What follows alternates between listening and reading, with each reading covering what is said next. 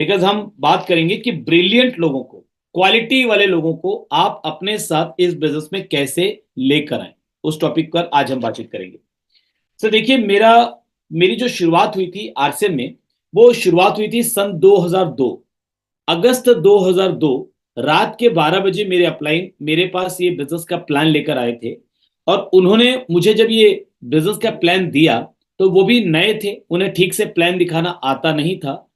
But फिर भी उन्होंने मेरी ज्वाइनिंग करवा ली, क्योंकि हमारे रिलेशन अच्छे थे, हमारे संबंध अच्छे थे। तो मैं अक्सर एक बात कहता हूं कि आरसीएम बिजनेस में शुरुआती कामयाबी आपको इस आधार पर मिलेगी कि कितने लोगों के साथ आपके संबंध अच्छे हैं। आपकी स्किल, आपकी क्वालिटी, आपकी पर्सनालिटी, ये तो बाद में रंग दिखाएगा। आप जितना खुद के ऊपर काम करेंगे तो ये चीजें बाद में रंग दिखाएगी।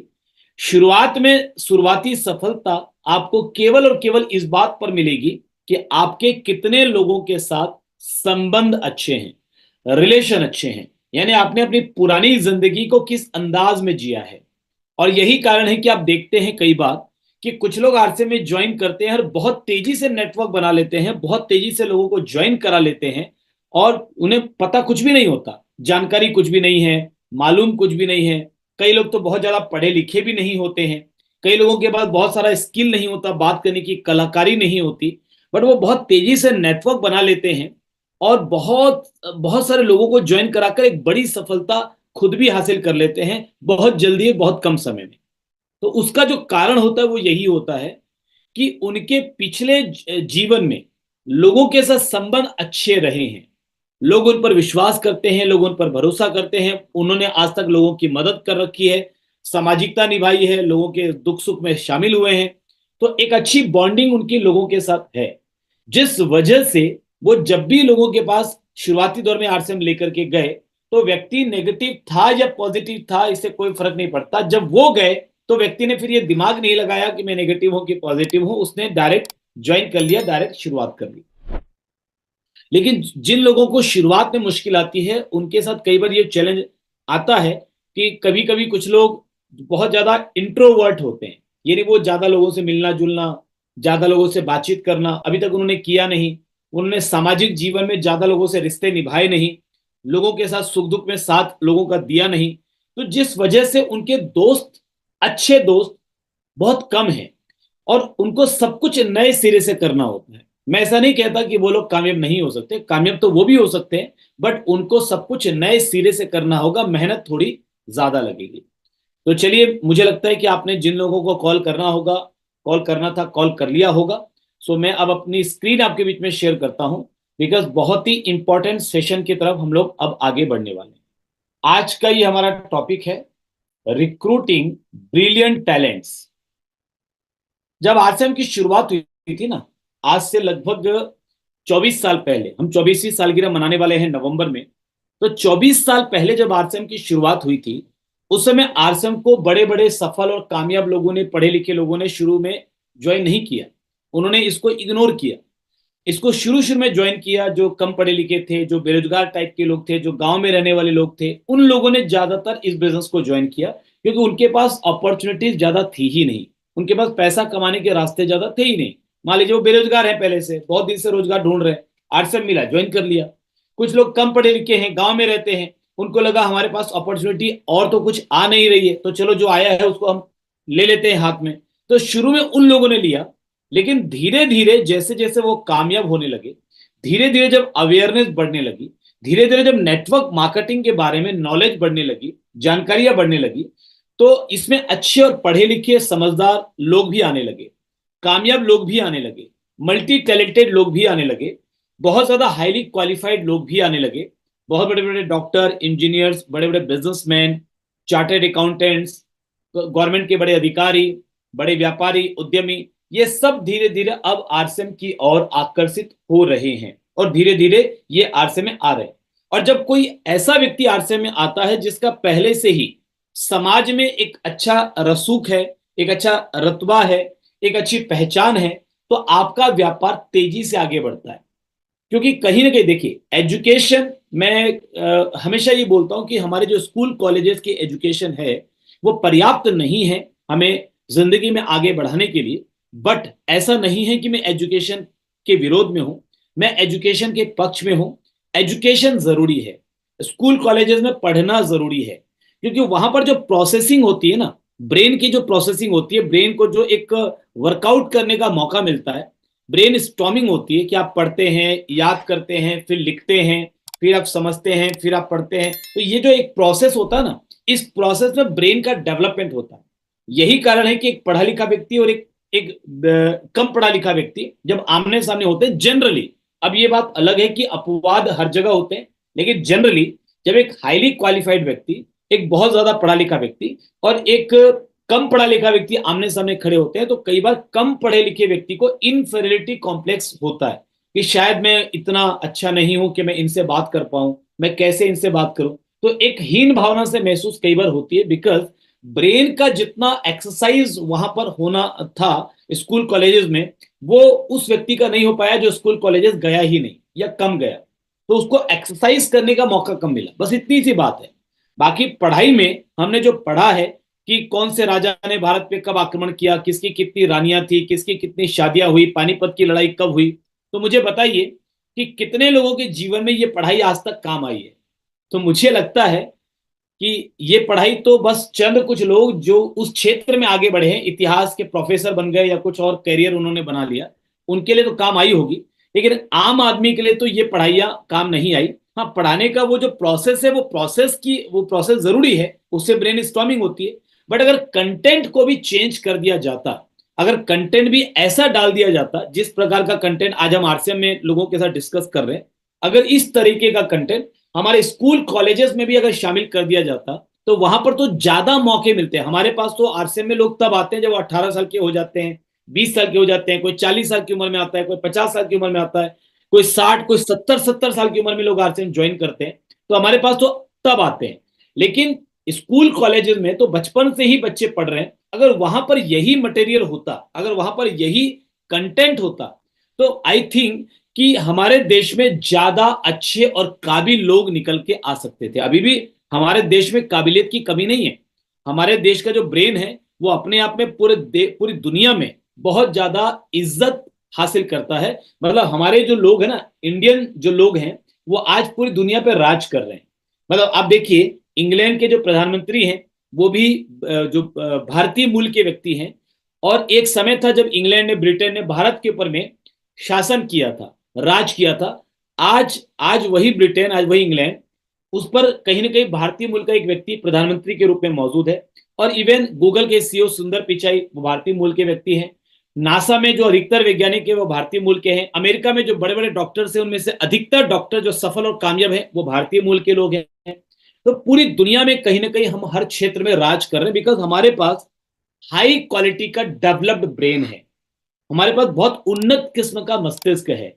अगर इसको ठीक तरीके से हम एक्सरसाइज करवाएं, ठीक कंटेंट दें, ठीक एजुकेशन दें, तो यहां पर जितने भी लोग मौजूद हैं ना, आपको अपनी पीठ थपथपाने का ये मौका मैं आपको दे रहा हूं कि आप अपनी पीठ थपथपा सकते हैं कि आप अगले 2 से 5 साल में वो सब कुछ कर सकते हैं जो आप जिंदगी में करना चाहते हैं, जो आज तक नहीं कर पाए, जो एक आम आदमी का सपना होता है, वो सब आप कर सकते हैं। वो टैलेंट आपको कहीं बाहर से नहीं चाहिए, वो टैलेंट आपके पास है।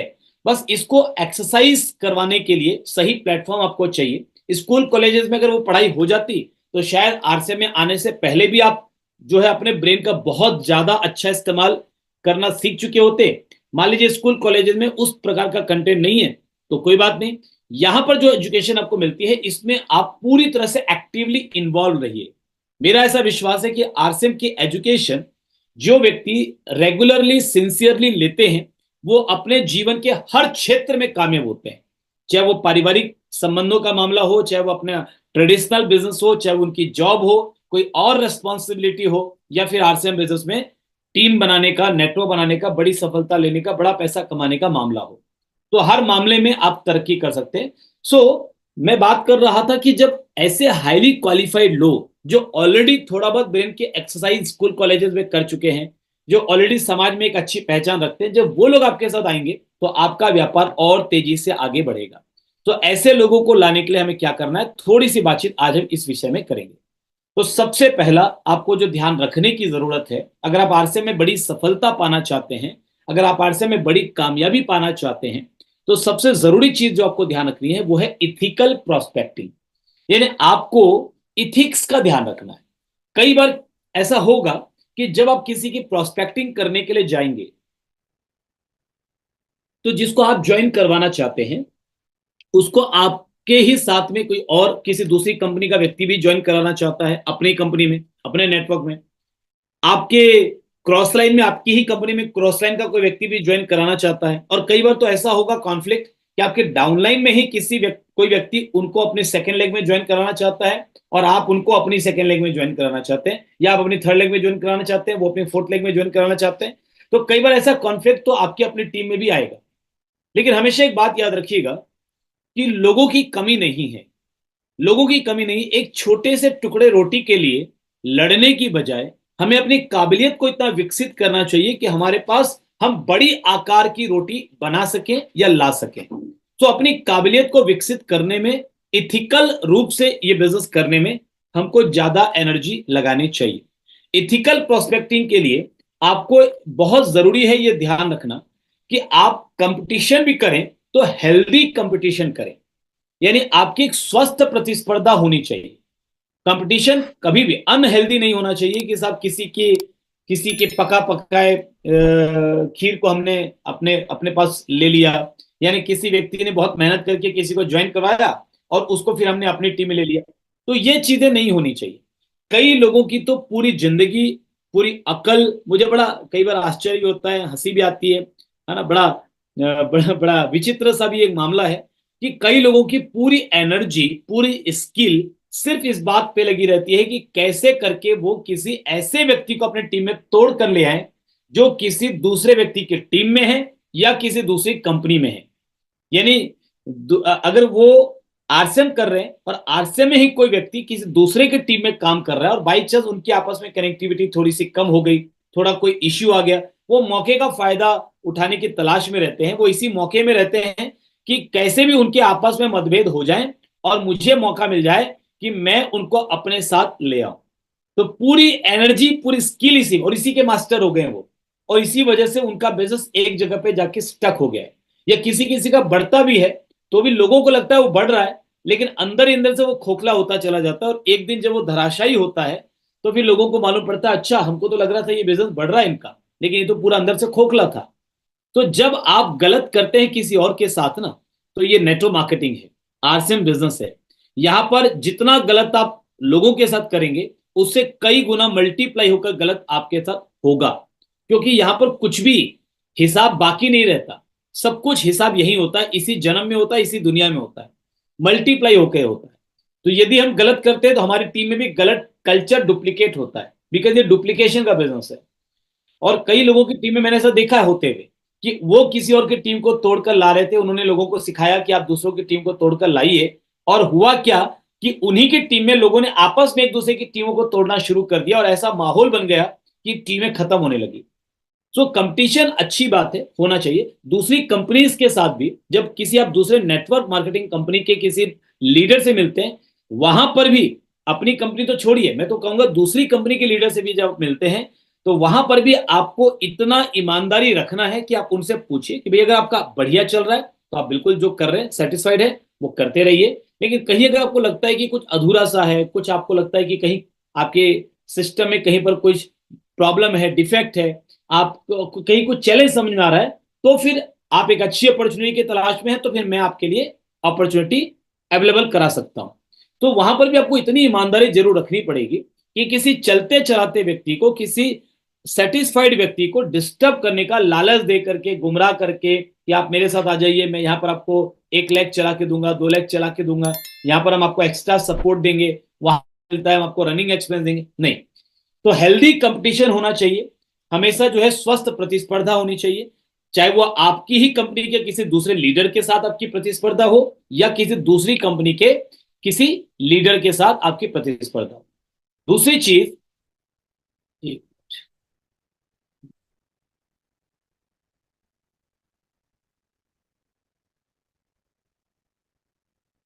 हाँ, दूसरी चीज कि ट्रूथ इज गुड इनफ। हमेशा एक बात याद रखिएगा, कभी कभी जोश जोश में आकर के हम जब प्रोस्पेक्टिंग करते हैं तो हम बढ़ा चढ़ाकर चीजों को पेश करते हैं कि हम अपनी इनकम को बढ़ा चढ़ाकर पेश करते हैं, या हम आरसीएम बिजनेस की किसी तैयारी को बढ़ा चढ़ाकर पेश करते हैं, हम कुछ गलत जानकारी देते हैं, तो गलत जानकारी देना कहीं ना कहीं हमेशा हमेशा के लिए आपकी क्रेडिबिलिटी को खत्म कर सकता है। एक बार हो सकता है कोई ज्वाइन कर ले आपके साथ, लेकिन जिस दिन उसको सच मालूम पड़ेगा उस दिन न सिर्फ वो आपसे दूर चला जाएगा, बल्कि उसकी नजरों से भी आप गिर जाएंगे, और वो हर व्यक्ति को जाकर यही बोलेगा कि यार आरसीएम करना हो तो करना, मगर इस व्यक्ति के साथ मत करना, क्योंकि ये व्यक्ति ईमानदार नहीं है, ये व्यक्ति सच्चा नहीं है। और झूठ बोलने पर ना बहुत सारी चीजें याद रखनी पड़ती है। लास्ट टाइम क्या बताया था, उसको क्या बताया था, और इसको क्या बताया था, यहां पर मैंने क्या बताया था और वहां पर मैंने क्या बताया था, तो यहां पर जो बताया था वही बताना है अगली बार भी, वहां जो बताया था, इतना कुछ याद रखना पड़ता है। सच बोलने वाले को कुछ भी याद नहीं रखना पड़ता। और यकीन मानिए, मैंने आज तक, मुझे लगभग 22 साल हो गए आरसीएम बिजनेस में। 2002 से मैंने शुरू किया, 2024 चल रहा है। मुझे लगता है कि कभी मुझे झूठ का सहारा लेने की आवश्यकता नहीं पड़ी आरसीएम बिजनेस में। आरसीएम बिजनेस बना ही इतना खूबसूरत है कि यहां पर सच्चाई भी काफी है। Truth is good enough. सच्चाई ही काफी है बड़ी कामयाबी के लिए। आपको पैसे नहीं आ रहे तो नहीं आ रहे सर, आप साफ साफ बोलिए, सर मुझे पैसे नहीं आ रहे, ज्वाइन किए हुए 1 साल हो गया, काम आपने नहीं किया, पैसे नहीं आए, आप बता दीजिए, कोई बात नहीं सर, 1 साल पहले मैंने ज्वाइन किया था, मैंने डिसीजन नहीं लिया था, ज्वाइनिंग हो गई थी, प्रोडक्ट में यूज कर रहा था, बट कहीं ना कहीं आरसीएम का विजन क्लियर नहीं था। बट अभी हाल में ही मेरा एक प्रोग्राम में जाने के बाद विजन क्लियर हुआ, और विजन क्लियर होने के बाद मैंने इसको दिल से करने का डिसीजन लिया। तो यदि आप भी कामयाब होना चाहते हैं तो आइए मिलकर शुरुआत करते हैं। मुझे भी पैसे आने शुरू नहीं हुए, लेकिन मैं ऐसे बहुत सारे लोगों से आपको मिलवा सकता हूं जिनको पैसे आने शुरू हो गए हैं। मेरे अपलाइन में भी बहुत सारे लोग हैं जिन्होंने इस बिजनेस के जरिए गाड़ियां खरीद ली, फॉरेन ट्रिप्स कर लिया, मकान ले लिए। मैं आपको उनसे मिलवा सकता हूं। तो बोलिए ना साफ साफ, क्या फर्क पड़ता है? कोई आपसे पूछेगा आपको कितना आया, आप साफ साफ बोलिए ना कि मुझे भी आना शुरू नहीं हुआ है। अब क्यों झूठ बोलते हैं कि सर मुझे भी 5,000 आ गया, मुझे भी 10,000 आ गया है, मुझे 20,000 आ गया है? 20,000 आने वाला क्यों बोलता है कि मुझे 30,000 आ गया है, 40,000 आ गया? आवश्यकता नहीं है सर, यकीन मानिए, आवश्यकता नहीं है। आप सच्चाई को लेकर चलकर तो देखिए, आप चल के देखिए, सच्चाई के साथ चलकर देखिए। शुरू में तकलीफें आ सकती है, सच्चाई के साथ चलने वाले व्यक्ति को शुरू में तकलीफ आ सकती है, क्योंकि वो ये क्या देखता है कि झूठ बोलने वाला व्यक्ति आसानी से ज्वाइनिंग करा लेता है, और मैं सच बोल रहा हूं ज्वाइनिंग नहीं हो रही उतनी। झूठ बोलने वाला तो फट से ज्वाइनिंग करा गया। तो ठीक है, झूठ बोलने वाला करा गया, लेकिन वो आने वाले समय में वो बंदा कितना दूर तक उसके साथ चलेगा ये पता नहीं है, उसकी टीम कितनी दूर चलेगी पता नहीं है। बट अगर आप सच बोलेंगे, आज ज्वाइनिंग नहीं भी होगी ना, तो भी आने वाले समय में लोग खुद चलकर आपके पास आएंगे। लोगों को जैसे जैसे मालूम पड़ता जाएगा ये बंदा ईमानदार है, लोग आपके पास आएंगे। तो सच्चाई बोलिए, सच के साथ चलिए। और कभी भी देखिए, ये आरसीएम का कार्डिनल रूल भी है, जो 7 कार्डिनल रूल है उसमें से एक कार्डिनल रूल ये भी है। और प्रोस्पेक्टिंग के मामले में भी ये रूल बहुत मजबूती से लागू होता है कि never mess with anybody's money, ego and family. आप कभी भी किसी व्यक्ति के पैसों के साथ खिलवाड़ मत कीजिए, यानी किसी व्यक्ति के लिए जो चीज अच्छी नहीं है आप उसको कभी मत दीजिए। जैसे फॉर एग्जांपल, मैं आपको एक एग्जांपल देता हूं। हमारा एक प्रोडक्ट है Nutrichup bone and joints. Nutrichup bone and joint वो घुटनों के दर्द के लिए रामबाण है। यानी अगर आपके कार्टिलेज, आपका कार्टिलेज घिस गया है, अगर डॉक्टर ने आपको ऑपरेशन तक की सलाह दे दी है, अगर आपके कार्टिलेज में, आपके घुटनों में फ्लूइड कम हो गया है ना, साइनेबल फ्लूइड जो बोलते हैं वो कम हो गया है, जिसकी वजह से घुटनों की कटोरियां आपस में टकराती है और दर्द होता है, सीढ़ी चढ़ने में दर्द होता है, चलने में दर्द होता है, घुटनों में दर्द होता है, डॉक्टर ने नी रिप्लेसमेंट बोल दिया है, तो हम आपको बचा सकते हैं। हम आपको बीजे के जरिए, बोन एंड ज्वाइंट के जरिए वापस काफी हद तक रिकवर करने में मदद कर सकते हैं। बट हमारी एक लिमिटेशन है। अगर आपके घुटने खराब हुए हैं यूरिक एसिड की वजह से, तो अगर आपके यूरिक एसिड की प्रॉब्लम है, यूरिक एसिड बढ़ा हुआ है और उसकी वजह से घुटने की कटोरियां खराब हुई हैं, तो फिर हम आपकी मदद ज्यादा उस प्रोडक्ट से नहीं कर पाएंगे। हम कुछ और प्रोडक्ट देंगे, कुछ हद तक कर पाएंगे, लेकिन हम ये नहीं बोलेंगे कि हम आपको ऑपरेशन से 100% बचा ही लेंगे अगर आपकी प्रॉब्लम उस वजह से है तो ऐसे कुछ लिमिटेशंस हमारी है। अब अगर आपने किसी व्यक्ति को, ऐसे व्यक्ति का जिसका आपको अच्छे तरीके से मालूम है कि साहब उसका यूरिक एसिड बढ़ा हुआ है, आपको अच्छी तरीके से मालूम है कि उसकी घुटने की प्रॉब्लम जिस कारण से, वो कारण हम ठीक नहीं कर पाएंगे, फिर भी आपने बोला भी बीजे खाओ ना 100% ठीक हो जाएगा, उसका पैसा लग गया, 2 महीना 3 महीना 4 महीना उसने खाया, रिजल्ट कुछ भी नहीं आया, नुकसान नहीं होगा। ठीक है, हमारे प्रोडक्ट में नुकसान नहीं होता, हमारे प्रोडक्ट में अच्छी बात यह कि नुकसान नहीं होगा, बट उसका पैसा तो लग रहा है, और उस पैसे को लगाने की वजह से जो फायदा, जितना फायदा मिलना चाहिए उतना फायदा अगर नहीं मिल रहा है, तो उसका पैसा आपने अगर यूं ही लगवा दिया तो एक ट्रस्ट आप खो देंगे। तो किसी भी व्यक्ति के पैसे, आपके डाउनलाइन में किसी को ज्वाइन करवाया, उसको बल्क परचेस करवा दिया आपने अपने टारगेट के लिए, तो ये इस प्रकार की जो प्रैक्टिसेस आप करेंगे, किसी व्यक्ति को अनावश्यक रूप से आपने गलत सलाह दे दी कि भाई एक काम करो, अभी आपने ज्वाइन कर लिया, एक कार किराए पे लो, 15 दिन तक आप घूमो चारों तरफ, किराए की कार से, ड्राइवर साथ में रखना ताकि रॉक पड़ेगा लोगों के ऊपर में। तो आपने गलत सलाह दे दी, उनका पैसा लगवा दिया, गलत तरीके से बिजनेस करवा दिया, पैसा भी लगवा दिया। तो अगर किसी भी व्यक्ति के पैसे के साथ आप खिलवाड़ करेंगे तो नई प्रोस्पेक्टिंग होना तो दूर की बात है, जो पुरानी है ना वो भी चली जाएगी आने वाले समय में। तो पैसों के साथ दूसरों के पैसे को भी आप अपना पैसा मानिए। अपना पैसा मानिए मतलब लेना नहीं है, अपना मानिए मतलब आप उसकी उतनी ही इज्जत कीजिए जितना आप अपने पैसे की इज्जत करते हैं, यानी उसको गलत जगह पे खर्चा। अब कुछ लोग आप बोलेंगे सर हम तो अपने ही पैसे की इज्जत नहीं करते, तो फिर आप एक्सेप्शनल केस हैं, आप अपवाद हैं, आप आरसीएम के लिए हैं ही नहीं, आप तो सब इस दुनिया के ही नहीं है, आप तो दुनिया से बहुत बड़े हैं। वो फिल्म का एक डायलॉग है ना, आप तो मानव ही नहीं, आप तो महामानव है। सो वो अलग बात है। लेकिन अगर आप अपने पैसे की इज्जत करते हैं तो वही इज्जत आप उनके पैसे की भी कीजिए। दूसरा, उनके ईगो को ठेस मत पहुंचाइए। कभी कभी हम ज्वाइनिंग कराने के लिए इस तरह के डायलॉग्स बोल देते हैं, इस तरह की बातें बोल देते हैं कि क्या करते हैं, नौकरी कर, अरे क्या रखा है यार नौकरी में, है ना, घिस घिस के जीवन जीते होगे आप, एक एक चीज के लिए तरसते होगे, क्या फायदा, मेरे साथ आओ मैं आपको अमीर बना दूंगा। नहीं, कभी भी किसी की ईगो को ठेस। पढ़ा लिखा व्यक्ति है, मान लीजिए आप कम पढ़े लिखे हैं या आप पढ़े लिखे हैं या नहीं है, दोनों ही कंडीशन में कोई पढ़ा लिखा व्यक्ति मिल गया, आपने उसको ये बोला क्या रखा है पढ़ाई में, क्या उखाड़ लिया आपने पढ़ाई करके, आज तक जीवन में क्या हो गया पढ़ाई करके, पढ़ाई करके कौन सा, बताइए ना, अंबानी ने कहां तक पढ़ाई करी थी, तो आप पढ़ाई करके कुछ नहीं हो सकता था, पढ़ाई बेकार।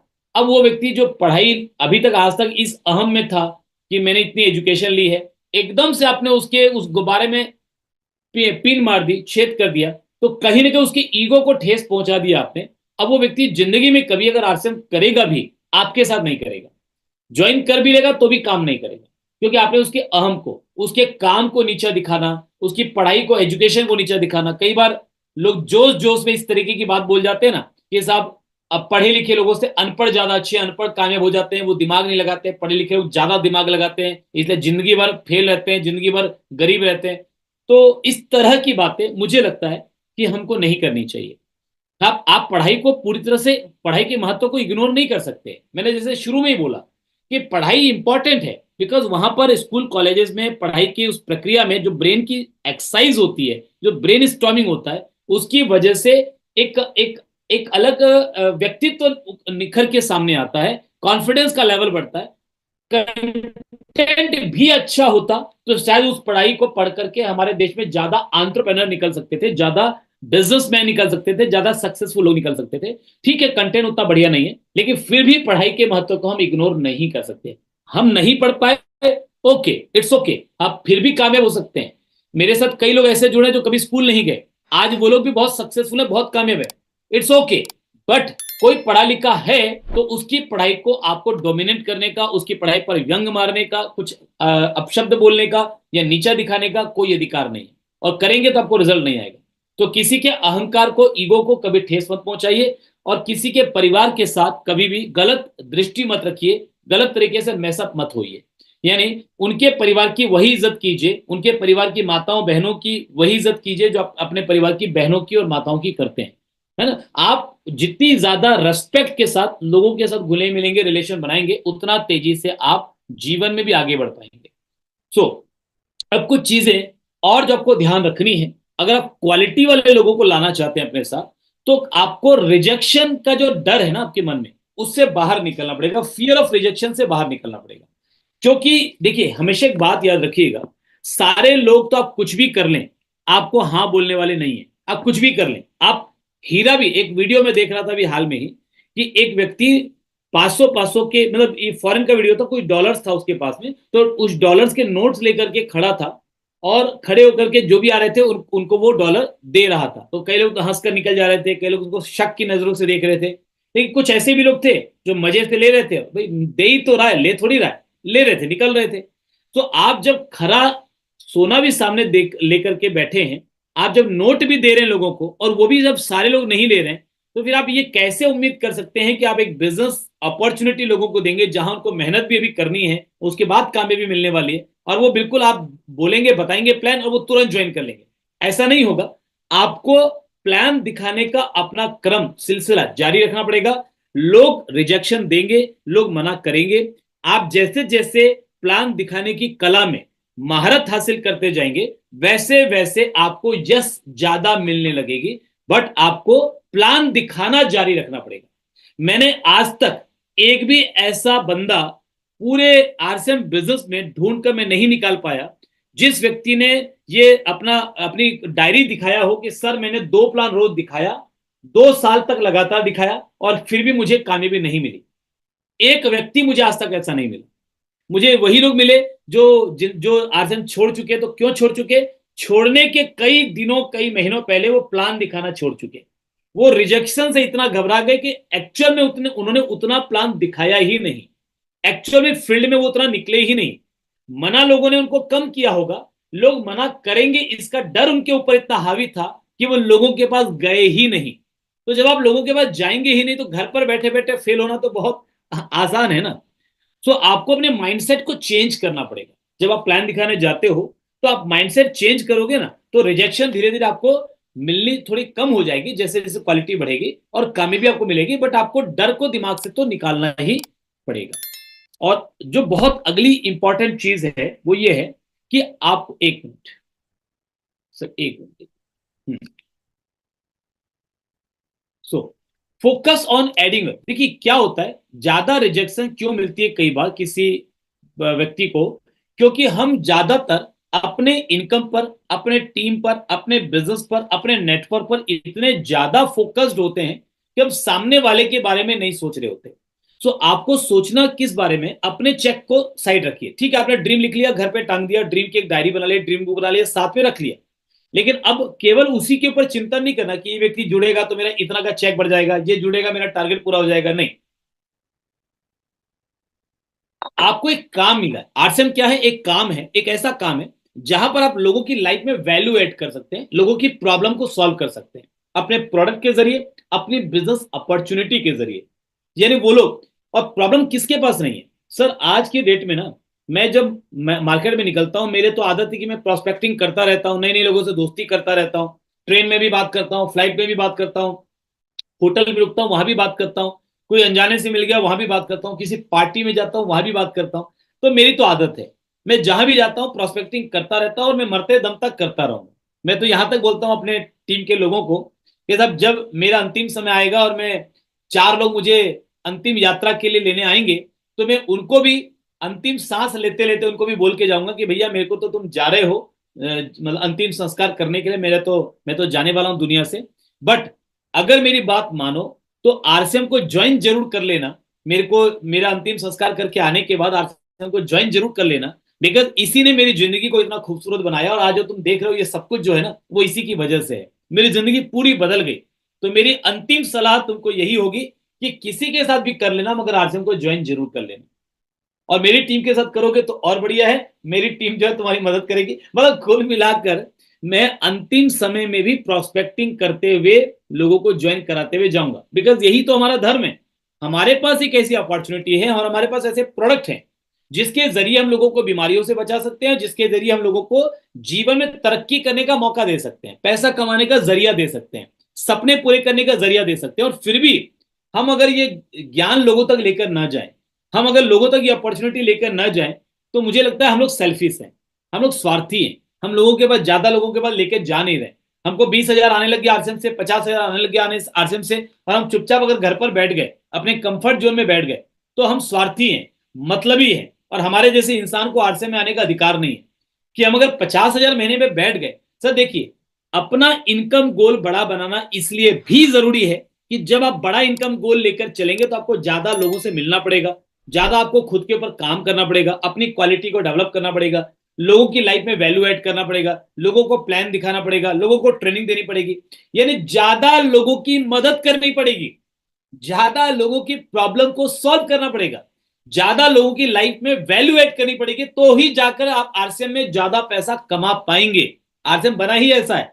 तो आपका खुद के चेक का बड़ा टारगेट अगर होता है ना, तो आप ज्यादा लोगों की मदद कर पाएंगे। बट जब आप लोगों के पास जा रहे हैं ना, तो वहां पर खुद के चेक के बारे में मत सोचिए। आप सोचिए मैं इस व्यक्ति की कौन सी प्रॉब्लम सॉल्व कर सकता हूं। आप ये मत सोचिए कि मैं इसको क्या बेच सकता हूं।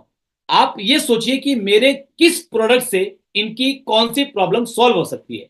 आप लोगों को ये मत सोचिए कि मैं इनको कैसे जोड़ सकता हूं। आप ये सोचिए कि मैं इनकी लाइफ जो बिखरी हुई है उस बिखरी हुई जिंदगी को जोड़ने में इनकी कैसे मदद कर सकता हूं। तो जो पुरानी मानसिकता है, नई मानसिकता के साथ आपको उसको रिप्लेस करना पड़ेगा, तब जाकर अच्छे लोग आपके साथ आएंगे, क्वालिटी वाले लोग आपके साथ आएंगे।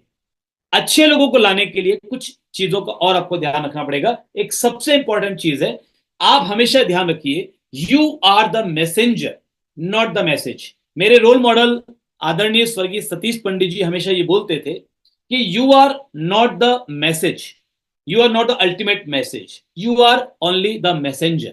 आप दूत हैं, आप मैसेज नहीं है। मैं हूं सब कुछ, मैं लीडर हूं, मैं तुमको कामयाब बना दूंगा, मैं तुमको सफल बना दूंगा। आप मैसेज नहीं हैं, यू आर द मैसेंजर। आप उनको एक ऐसी अपॉर्चुनिटी देने आए हैं जहां पर उनको वो माहौल, वो कल्चर, वो एजुकेशन मिलेगी जिससे उनके सपने पूरे होंगे, जिससे उनकी लीडरशिप क्वालिटी डेवलप होगी, जिससे वो ज्यादा सक्षम बनेंगे अपने जीवन को, अपने जीवन की चुनौतियों को सही तरीके से झेलने में, सही तरीके से उन चुनौतियों से बाहर आने में वो ज्यादा योग्य बनेंगे, अपने रिश्तों को बेहतर बनाने में वो ज्यादा योग्य और काबिल बनेंगे। तो आप उनको वो माहौल दे रहे हैं, आप उनको वो प्लेटफॉर्म दे रहे हैं आरसीएम के रूप में, आप उनको वो एजुकेशन सिस्टम दे रहे हैं यूएस के रूप में, तो आप उनको वो कल्चर, वो एनवायरमेंट दे रहे हैं, वो कम्युनिटी दे रहे हैं, आरसीएम की मीटिंग और सेमिनार में एक माहौल दे रहे हैं जिससे कि वो ये सारी चीजें कर पाएंगे। सो आप अगर किसी बड़े व्यक्ति के पास भी जाते हैं ना, तो कई बार हमको बड़े लोगों के पास जाने में, कामयाब लोगों के पास जाने में, पढ़े लिखे लोगों के पास जाने में, बड़े बिजनेसमैन, बड़े जॉब होल्डर, बड़े पोस्ट पे जो गेजेटेड ऑफिसर्स हैं, क्लास वन ऑफिसर्स हैं, उनके पास जाने में संकोच क्या लगता है कि यार हम उतने कामयाब नहीं है, हम उनको क्या बताएंगे। अरे आपको अपनी जिंदगी, आपने थोड़ी कोई दुकान खोल रखी है जिसमें आप उनको पार्टनर बनाना चाहते हैं। सर आप आरसीएम के ब्रांड एम्बेसडर हैं, आरसीएम लेकर उनके पास जा रहे हैं। So you are the messenger. आप आरसीएम का मैसेज लेकर उनके पास गए हैं, आरसीएम की अपॉर्चुनिटी लेकर उनके पास गए। आरसीएम की अपॉर्चुनिटी बहुत बड़ी है। जो जीवन वो जी रहे हैं, चाहे कितना भी पैसा उनके पास है, कुछ तो कम होगा जो आरसीएम से पूरा हो सकता है। हर जीवन में, हर व्यक्ति के जीवन में कुछ ना कुछ कमी है। कभी आप लोगों से मिलकर देखिए, मैं मिलता हूं चारों तरफ लोगों से, जब भी मिलता हूं ना, मैं कहीं भी नए लोगों से दोस्ती करता हूं ना, तो मैं उनसे जब बातचीत शुरू करता हूं, जैसे हमारा ट्रस्ट बिल्ड होता है, जैसे हमारा आपस में थोड़ा सा एक विश्वास पैदा होता है ना, वैसे वो फूट पड़ते हैं। वैसे वो अपने जीवन की तकलीफों के बारे में, अपने जीवन की मुश्किलों के बारे में, अपने जीवन की चुनौतियों के बारे में बातचीत करना शुरू करते हैं। और तब मालूम पड़ता है कि कितना दर्द है लोगों के जीवन में। सर आप यकीन मानिए, हर व्यक्ति दर्द का जीवन जी रहा है। किसी के पास पैसे नहीं है, कोई कर्जों में डूबा हुआ है, कोई अपने बच्चों को समय नहीं दे पा रहा है, कोई अपने परिवार को वक्त नहीं दे पा रहा है, कोई छोटी छोटी जरूरतों के लिए दूसरों का मुंह देखता है, कोई व्यक्ति भविष्य की चिंताओं में डूबा हुआ है। मतलब लोगों के पास इतनी समस्याएं हैं, और हर समस्या का, मैं तो आपको बोलता हूं कि हर समस्या का एक रामबाण इलाज है, वो है आरसीएम। चाहे वो उनके पास प्यार की समस्या है कि प्यार की कमी है जीवन में, दोस्ती की कमी है, पारिवारिक संबंध अच्छे नहीं बन पा रहे, तो उसको संबंधों को अच्छा बनाने की कला उनको सीखने की जरूरत है, पैसे ज्यादा कमाने की जरूरत है। हर चीज का एक कंबाइंड पैकेज है आरसीएम। तो आप उनको आरसीएम में अगर ला रहे हैं ना, तो आप उनको जीवन की हर मुश्किलों से बाहर लाने में उनकी मदद कर रहे हैं। तो अगर आप उनकी इतनी बड़ी मदद कर सकते हैं, तो ये कोई फर्क नहीं पड़ता कि आप अभी कहां हैं। आप तो आरसीएम का मैसेज लेकर उनके पास गए, आप भी कामयाब होंगे, वो भी कामयाब होंगे। आज वो भले ही महीने का 10 लाख कमाते होंगे, लेकिन उनको अगर 20 लाख की जरूरत है तो आरसीएम उनको कमाने का मौका दे सकता है। आज भले पैसा बहुत होगा, लेकिन टाइम नहीं है, उनको टाइम चाहिए, तो आरसीएम उनको टाइम कमाने का मौका दे सकता है। भले बहुत पैसा होगा लेकिन सम्मान नहीं है, आरसीएम को सम्मान प्राप्त करने का मौका दे सकता है। तो आरसीएम में हर वो चीज उनको मिलेगी जो अभी उनके लाइफ में मिसिंग है। तो आप आरसीएम का प्रतिनिधित्व करके उनके पास जा रहे हैं, इसलिए आपको संकोच करने की, शर्म करने की आवश्यकता नहीं है, because you are the messenger. ये याद रखिएगा, you are the messenger not the message. और इसीलिए बार बार आपको जोर दिया जाता है कि वीडियो दिखाइए। आप ज्यादा बातचीत मत कीजिए, वीडियो दिखाइए, टूल्स दिखाइए, प्रोडक्ट दिखाइए। दिखाइए, बताइए नहीं, दिखाइए। बोलिए मत, सुनाइए मत, दिखाइए।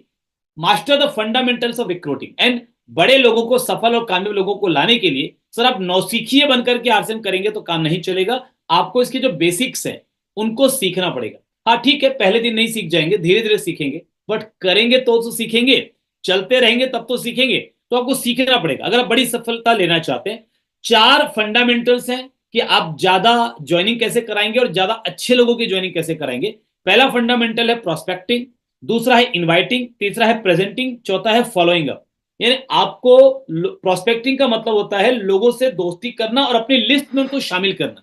इनवाइटिंग का मतलब है उनको आमंत्रित करना, कोई अपना सेमिनार अटेंड करने के लिए, कोई ऑडियो देखने के लिए, कोई वीडियो देखने के लिए, कोई ऑनलाइन मीटिंग अटेंड करने के लिए उनको इनवाइट करना। प्रेजेंटिंग का मतलब है अपने बिजनेस अपॉर्चुनिटी या अपना प्रोडक्ट उनके सामने प्रस्तुत करना। और फॉलोइंग अप का मतलब है दोबारा उनसे मिलना, उनके ऑब्जेक्शंस को हैंडल करना, अगर वो ज्वाइन करना चाहते हैं तो ज्वाइन करवाना, और ज्वाइन अभी नहीं करना चाहते तो अपने प्रोडक्ट का कस्टमर बनाना कि भाई कम से कम आप हमारा हेल्थ कार्ड तो यूज करो, आपके परिवार की आधी बीमारियां तो तेल बदलने से दूर हो जाएगी, करके तो देखो। तो ये आपका फंडामेंटल्स है। अब आपकी आपके शुरुआत के दौर में, जैसा कि मैंने शुरू में बोला था कि शुरुआत के दौर में ज्यादा ज्वाइनिंग आपके साथ कैसे आएगी, इस आधार पर आएगी कि अभी आपकी क्रेडिबिलिटी, लाइकेबिलिटी और ट्रस्ट समाज में कैसा है, लोगों के साथ कैसा है, लोग आपके ऊपर कितना ट्रस्ट करते हैं, लोग आपको कितना पसंद करते हैं, लोग आप पर कितना भरोसा करते हैं, विश्वास करते हैं। तो शुरुआत की ज्वाइनिंग इस दम पर आएगी कि कितने लोगों के साथ आपकी क्रेडिबिलिटी है, लाइकेबिलिटी है, ट्रस्ट है। अगर लोगों के जीवन में सुख दुख में आप काम आए होंगे तो लोग आपको लाइक करेंगे। अगर आपने हमेशा ईमानदारी से जीवन जिया होगा तो लोग ट्रस्ट करेंगे। आपने वादा निभाया होगा, लोग ट्रस्ट करेंगे। पैसों का लेन देन ठीक रखा होगा, ट्रस्ट करेंगे। अगर आपने लोगों का विश्वास जीता होगा तो आपकी क्रेडिबिलिटी होगी। तो अगर ये आपने किया होगा तो आपको शुरुआती ज्वाइनिंग आएगी। लेकिन इसके बाद भी ये होता है तो भी, नहीं होता है तो भी बदलने का मौका। सुबह का भूला शाम को घर वापस आ जाए तो भूला नहीं कहते। अभी भी मौका है, अब आ जाइए, अब शुरुआत कीजिए, अब अपनी ये तीनों चीजों को ठीक करने की कोशिश कीजिए, क्रेडिबिलिटी, लाइकेबिलिटी और ट्रस्ट। और इसके साथ साथ आपको नए लोगों से दोस्ती करना जारी रखना पड़ेगा। नए लोगों से दोस्ती करते रहना पड़ेगा। लोगों की कमी है हमारे देश में, लोगों की कमी नहीं है साहब। लोग आप मतलब आप लोग ही लोग हैं चारों तरफ। आज आप देखिए हमारे देश के प्रधानमंत्री, भारत अभी उतना विकसित देश नहीं बना, विकासशील देश है। अभी भी हमारी इकोनॉमी उतनी स्ट्रांग नहीं है जितनी अमेरिका की है या किसी दूसरे देश की है। लेकिन हमारे देश के राष्ट्रपति, प्रधानमंत्री, विदेश मंत्री अगर अमेरिका चले जाए तो अमेरिका जैसा पावरफुल देश जो इतना शक्तिशाली है, हम अपने आप को मानते हैं कि चलो ठीक है हम कुछ है और अपने देश से प्यार तुमको करना ही चाहिए। लेकिन अगर आर्थिक दृष्टिकोण से देखा जाए, अगर पैसों के हिसाब से देखा जाए, सामरिक शक्ति के हिसाब से देखा जाए, तो भारत अमेरिका के सामने बहुत छोटा है। अभी बहुत कमजोर है, हम अभी भी बहुत कमजोर है। ठीक है, आने वाले समय में और मजबूत होंगे, बट अभी तो हमारी इकोनॉमी, हमारा जो पर पर्सन जो इनकम है वो, प्लस हमारी जो सामरिक शक्ति है, युद्ध की शक्ति है, हमारे परमाणु बम, अस्त्र शस्त्र, वो अमेरिका से बहुत कम है। बट हमारे देश के राष्ट्रपति, प्रधानमंत्री जब भी वहां जाते हैं और वो उनके स्वागत में, या विदेश मंत्री जाते हैं या कोई भी मंत्री चला जाए हमारे हमारे देश से, तो वो उनके स्वागत में खड़े हो जाते हैं, उनको कुर्सी पे बिठाते हैं, मान सम्मान करते हैं, स्वागत सत्कार करते हैं, पूरी इज्जत करते हैं। क्यों करते हैं? डरते हैं, वो हमसे डरते हैं। माय डियर फ्रेंड्स, एक बात याद रखिएगा, एक ऐसी ताकत हमारे पास है जो पूरी दुनिया में सबसे ज्यादा हमारे पास है। कौन सी है वो ताकत? कौन सी ताकत है? वो ताकत है हमारे पास दुनिया में सबसे ज्यादा लोग हैं। हमारे पास दुनिया में सबसे ज्यादा मतलब लोगों की संख्या है, और ये हमारी ताकत है। सबसे बड़ा बाजार हमारे पास है, और पूरी दुनिया भारत में बाजार व्यापार करना चाहती है। पूरी दुनिया की नजरें भारत के बाजार पर है। पूरी दुनिया भारत को, हम लोगों को बाजार के रूप में देखती है। हम लोगों को गर्व होता है शायद वो हमारी इज्जत कर रही है, कर सर वो हमको बाजार मानते हैं। कम से कम मैं उनके नेताओं की बात कर रहा हूं, वो हमको बाजार मानते हैं। उनको लगता है भारत को नाराज करेंगे इतना बड़ा बाजार हाथ से चला जाएगा। भारत के विदेश मंत्री, प्रधानमंत्री सबको खुश करके रखो ताकि ये बाजार हम यहां पर अपना प्रोडक्ट डाल सके, यहां व्यापार कर सके। तो जब पूरी दुनिया भारत में बाजार करना चाहती है, व्यापार करना चाहती है, और हम अपनी ही ताकत नहीं समझ रहे, तो ये तो बहुत बड़ी आई थिंक गलती है। तो आपको नए लोगों से दोस्ती करते रहना पड़ेगा, और आपको देखना पड़ेगा कि नए लोग कहां पर मिल सकते हैं। वहां ज्यादा जाइए। घर में बैठे रहेंगे तब तो श्योर है कि नहीं मिलेंगे। जाइए, ऐसी सार्वजनिक जगहों पे जाइए जहां लोग मिलते हैं, दोस्ती कीजिए। अनजान लोगों से भी दोस्ती कीजिए। नए लोगों से मिलना और दोस्ती करना ये एक ऐसी कला है जिसको लगातार अभ्यास के द्वारा और सही ज्ञान और नॉलेज के द्वारा सीखा जा सकता है। कई सारे ऐसे लोग मैंने देखे, और इवन मैं अपनी भी अगर बात करूं तो मैं भी अंतर्मुखी स्वभाव का व्यक्ति रहा हूं। यानी मैं खुलकर किसी से तुरंत बात कर लेना बड़ा संकोची टाइप का था। इवन मैं आपको बताऊं कि मुझे स्कूल में अगर पनिशमेंट भी अगर देना पड़ता था ना, इस मतलब मेरे टीचर्स अगर पनिशमेंट देते थे तो कैसा पनिशमेंट देते थे, तो हमारे 3-3 लोगों का बेंच होता था स्कूल में, 3 बच्चे बैठते थे, तो उनको मेरा स्वभाव मालूम पड़ गया मेरे टीचर्स को। तो जब मुझे पनिशमेंट देना होता था तो क्या करते थे कि 2 लड़कियों के बीच में मुझे बिठा देते थे। 3 लोग बैठते एक बेंच में, तो मुझे लड़कियों के, वैसे हम लोग लड़के लड़के एक साथ बैठते थे, लड़की लड़की एक साथ बैठते थे, लेकिन जब मुझे पनिशमेंट देना होता था, मैं ये बात कर रहा हूँ 5वीं 6वीं क्लास की, बहुत छोटे की, तो 2 लड़कियों के बीच में मुझे बीच में बिठा देते थे और मैं दिन भर सकुचाया सा, समेटाया सा, अपने आप में शर्माता सा, सिर नीचे झुकाता सा, और मनी मन ये कसम खाता हुआ कि ये गलती दोबारा नहीं करूंगा जो आज मैंने जो गलती किया जिसकी वजह से मुझे ये पनिशमेंट मिला है। मतलब मुझे क्लास से बाहर करने की जरूरत नहीं होती थी पनिशमेंट देने के लिए, मुझे नील डाउन कराने की जरूरत नहीं थी टीचर्स को, वो खाली मुझे 2 लड़कियों के बीच में बिठा देते थे और वो मेरे लिए बहुत बड़ा पनिशमेंट हो जाता था। इस टाइप का मैं व्यक्ति रहा हूं, लोगों से खुलकर बात नहीं कर पाता था, बट आरसीएम में आने के बाद मैंने अपने आप को डेवलप किया, मैंने अपने आप को विकसित किया, मैंने लोगों से बातचीत करना सीखा, और आज तो मैं हर व्यक्ति से बात करता हूं, हर नए लोगों से दोस्ती करता हूं, उनको ज्वाइन कराता हूं, प्रोस्पेक्टिंग करता हूं। तो अब तो मैं लगातार प्रोस्पेक्टिंग करता हूं। आपको भी ये कला सीखनी पड़ेगी, आप सीख सकते हैं, नए लोगों को आप ले सकते हैं, बड़े लोगों को आप लेकर आ सकते हैं। तो चलिए अभी समय को देखते हुए मैं इसको थोड़ा सा रैपअप करता हूं। हाँ, चलिए समराइज करता हूं। तो आप 2-3 चीजें आज याद रखिएगा, क्योंकि एक मीटिंग में तो देखिए सारी चीजें कवर नहीं हो सकती, बट 2-3 चीज आप प्रमुखता से याद रखिएगा।